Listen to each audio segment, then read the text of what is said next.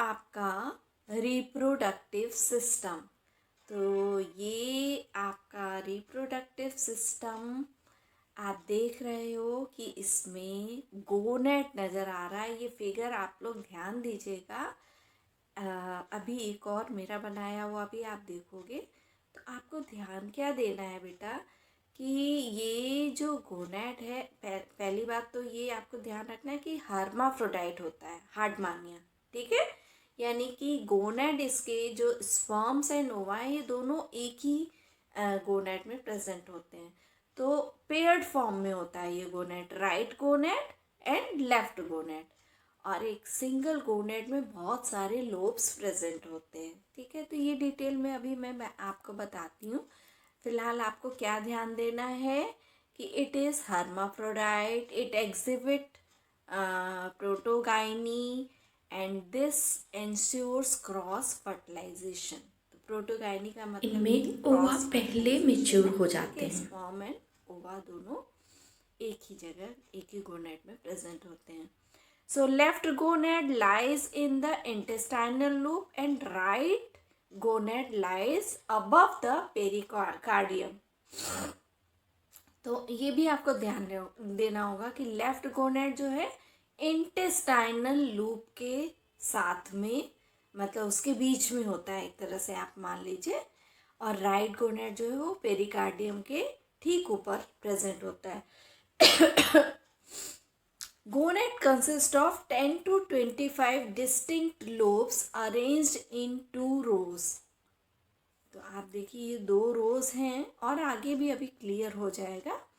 तो लगभग 10 से 25, 10 to 25 डिस्टिंक्ट लोब्स होते हैं।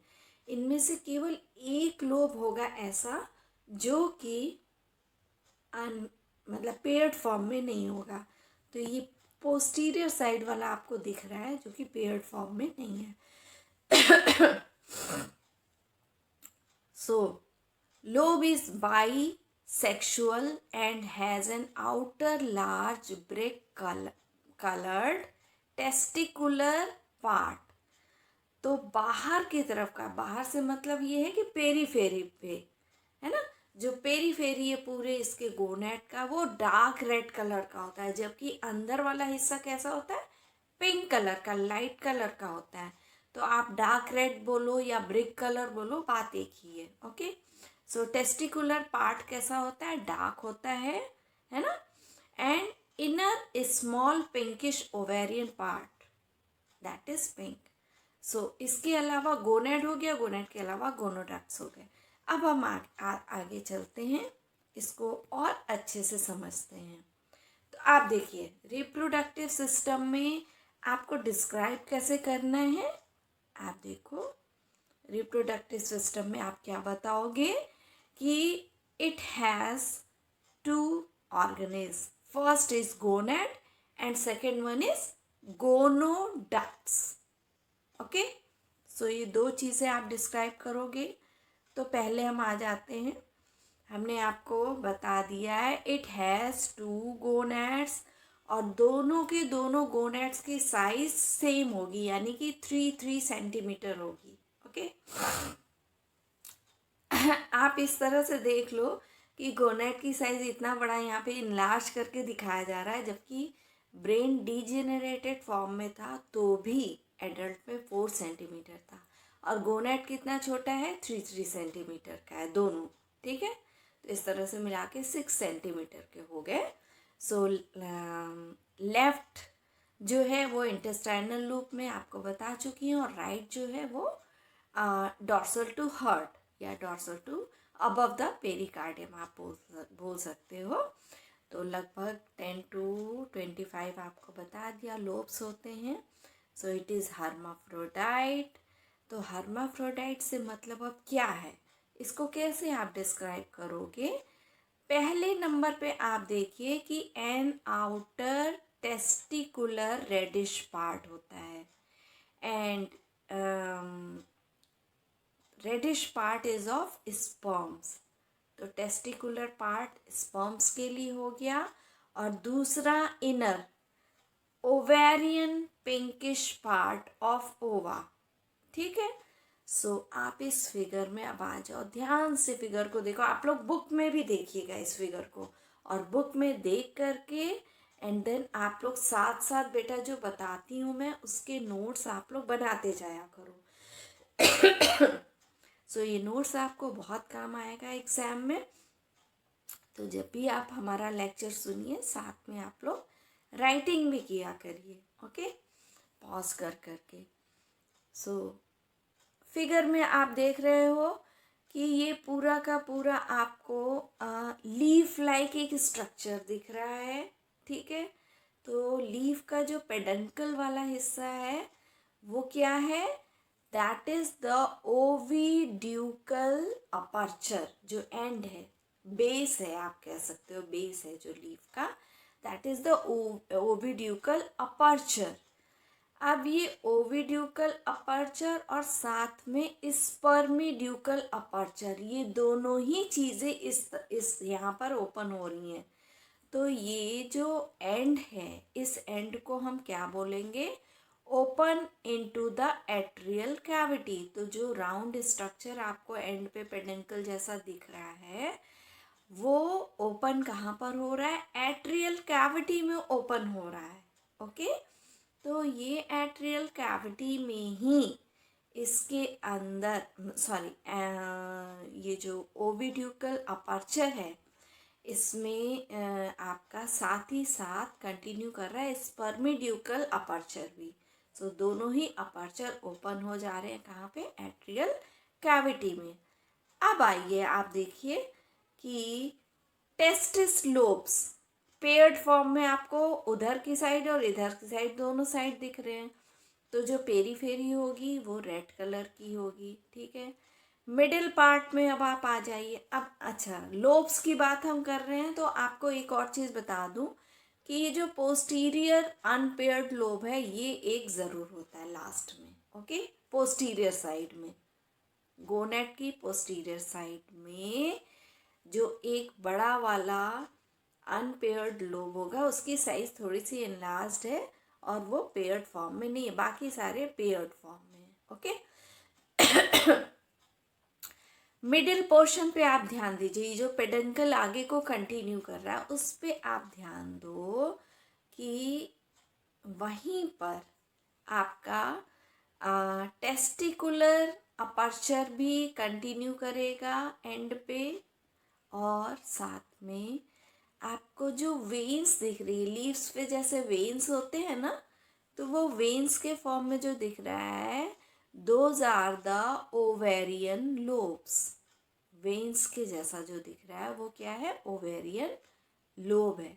और ये ओवेरियन लोब जो है वो ओविडक्ट के फॉर्म में है और ओविड्यूकल अपर्चर के फॉर्म में ये एट्रियल कैविटी में फिर अपने ओवा को रिलीज करता है, ठीक है। सेम उसी तरह से टेस्टिस लोब्स में जो स्पर्म्स प्रेजेंट होते हैं वो स्पर्मिड्यूकल अपर्चर के द्वारा स्पर्म्स को एट्रियल कैविटी में रिलीज कर देते हैं, ओके। अभी ये आपका गोनेट का स्ट्रक्चर आपको क्लियर हो गया है। अब हम आते हैं कि गैमेट्स कैसे कैसे होंगे इसमें, ओके। तो गैमेट्स में क्या क्या है, स्पर्म्स हैं और ओवम है।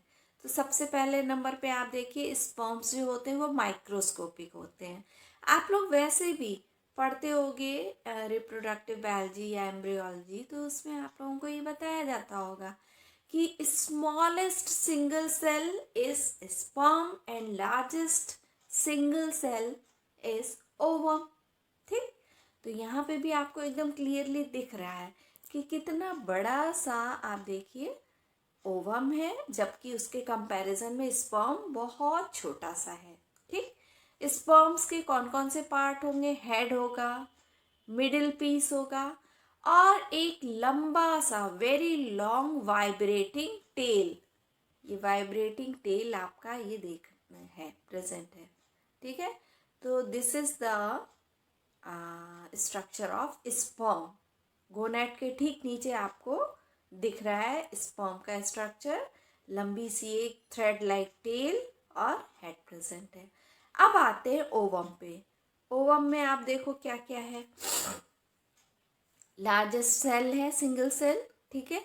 सबसे बाहर की तरफ आप देखिए, बाहर से हम शुरुआत करते हैं तो आउटर फॉलिकुलर सेल्स प्रेजेंट हैं। देन उसके बाद आउटर कोरियन है। देन उसके बाद की जो लेयर होगी that will be inner chorion. And then उसके बाद आप न्यूक्लियस और न्यूक्लियोलस को छोड़ दीजिए। पहले आप लेयर की जब बात कर रहे हो तो लेयर पे ही आ जाओ। तो outer chorion, then inner chorion, then उसके बाद वाली जो लेयर होगी दैट इज वाइटलाइन मेम्ब्रेन। यानी इनर कोरियन के बाद कौन सी लेयर आएगी? वाइटलाइन मेम्ब्रेन आएगी। अब इन वाइटलाइन मेम्ब्रेन और इनर कोरियन के बीच में आप देखिए कुछ सेल्स प्रेजेंट हैं that will be known as inner follicular cells. तो सबसे बाहर की तरफ क्या था? आउटर फॉलिकुलर सेल था, सबसे बाहर वाली लेयर जो थी। और वाइटलाइन मेम्ब्रेन एंड इनर कोरियन के बीच में आपको क्या दिख रहा है? इनर फॉलिकुलर सेल्स, जो कि बीच बीच में प्रेजेंस है। ओके, कंटिन्यूएशन में नहीं है। इसके अलावा न्यूक्लियस न्यूक्लियोलस के अलावा योक प्रेजेंट है सेंटर में। So this is the mature ovum of Herdmania. Okay, then अब नेक्स्ट, सॉरी, इसके बाद थोड़ा सा और हिस्सा अभी रह गया है आप लोगों को बताने को। आप देखिए, इसके बाद अब हम आ जाते हैं किस तरह से फर्टिलाइजेशन होगा और देन उसके बाद क्लीवेज होगा, ठीक है। तो फर्टिलाइजेशन आपको बता दिया कि ओविड्यूकल एंड स्पर्मिड्यूकल अपर्चर के द्वारा एट्रियल कैविटी में दोनों के दोनों रिलीज हो जाते हैं एंड देन बाहर यानी एक्सटर्नली इनका फर्टिलाइजेशन होता है, ठीक। तो इस फर्टिलाइजेशन के बाद की स्टेप आ जाती है आपकी, आप देखिए जाइगोट का फॉर्मेशन होता है ना। तो क्लीवेज एंड ब्लास्टुलेशन में क्या क्या चीज़ें हैं? After half an hour of fertilization, fertilization के आधे घंटे बाद क्या हो रहा है? जाइगोट का फॉर्मेशन हो रहा है। तो जाइगोट सिंगल सेल होता है, देन उसके बाद वो 2 सेल में कन्वर्ट हो जाता है। ओके, 2 सेल यानी कि आपका हो गया that will be known as holoblastic cleavage. Okay, so holoblastic cleavage. 2 cell के बाद 4 सेल स्टेज आपको दिख भी रहा है इस फिगर में। 4 cell stage, then 8 cell stage, then 16 cell stage, है ना। तो इस 16 सेल को हम क्या बोलेंगे? ब्लास्टोमेयर बोलेंगे। उसके बाद इरेगुलर क्लीवेज होना स्टार्ट हो जाता है। 16 सेल और ब्लास्टोमेयर के बाद इरेगुलर क्लीवेज स्टार्ट होता है और बॉल लाइक स्ट्रक्चर बन जाता है that will be known as morula. Morula, ठीक है। So this is the irregular cleavage. Morula के बाद आप देखिए सीलोब्लास्टुला का फॉर्मेशन हो रहा है, यानी कि इसको हम ब्लास्टोसील बोलेंगे। So this will be the 64 cell stage. तो सील का मतलब सीलोम का फॉर्मेशन हो रहा है, सीलोब्लास्ट। ओके, तो 64 स्टेज में आपका ब्लास्टोसील हुआ। और इसमें आप देखिए उसके बाद वाला जो नेक्स्ट स्ट्रक्चर है उसमें आप देखिए ऊपर की तरफ आपको माइक्रोमियर्स नज़र आ रहे हैं। सो ये माइक्रोमियर्स से ही एक्टोडर्म का फॉर्मेशन होता है। These are ectodermal.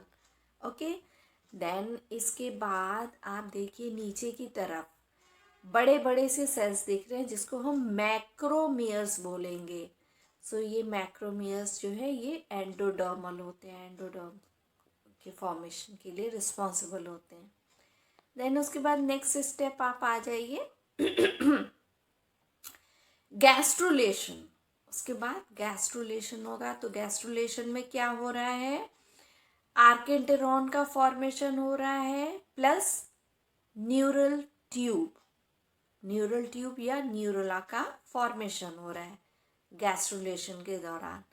So आर्केंटरॉन is by invagination of मैक्रोमेयर.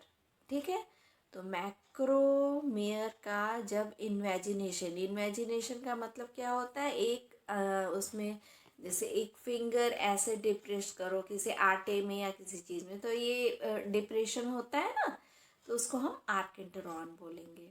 तो बाय द इन्वेजिनेशन ऑफ मैक्रोमेयर्स किस चीज़ का फॉर्मेशन हो रहा है, आर्केंटरॉन का हो रहा है, एंड आपका न्यूरोला का फॉर्मेशन हो रहा है दूसरे नंबर पे. ठीक, अब ये जो न्यूरल ट्यूब है या न्यूरोला है, इससे एक तो एंटीरियर साइड में आप देखिए ब्रेन का फॉर्मेशन होगा इसी न्यूरल ट्यूब से, और दूसरी तरफ स्पाइनल कॉर्ड, तो इस पोस्टीरियर साइड में स्पाइनल कॉर्ड का फॉर्मेशन हो रहा है.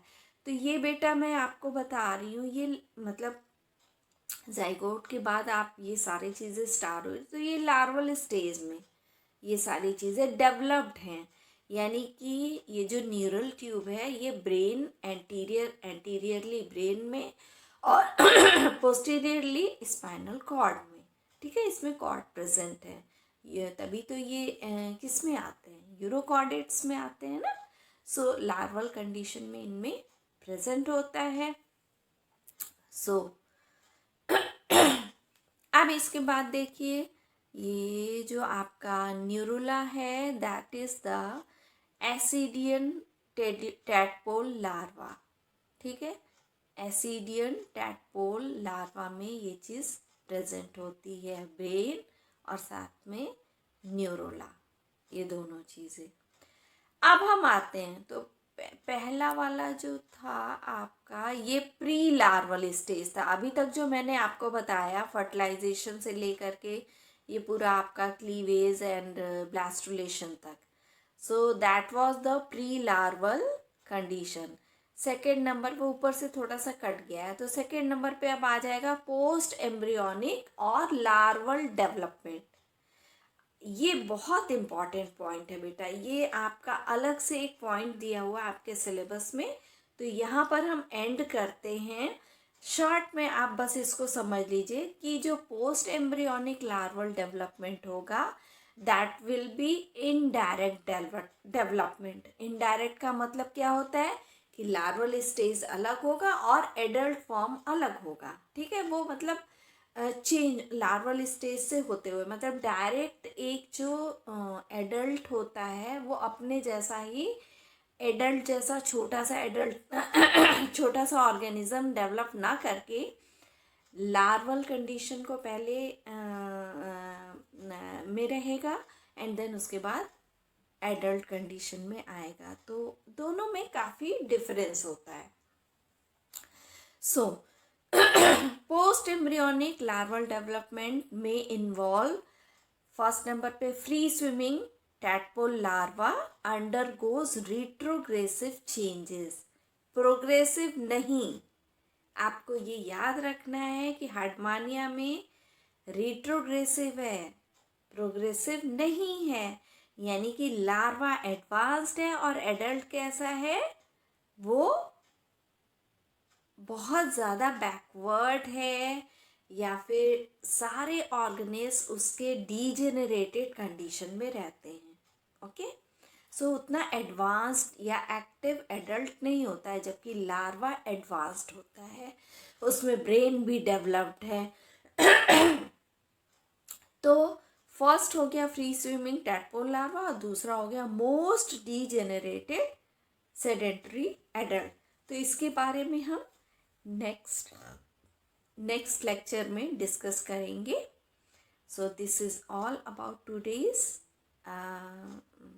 इसमें आपने as such nervous system, excretory system and reproductive system, ये तीनों आपने समझ लिया. आप लोग इन सब की साइड वाइज नोट्स बनाते जाइए. सो आज के लिए thank you so much. Next lecture में हम आपको पोस्ट लार्वल डेवलपमेंट बताएंगे. Thank you.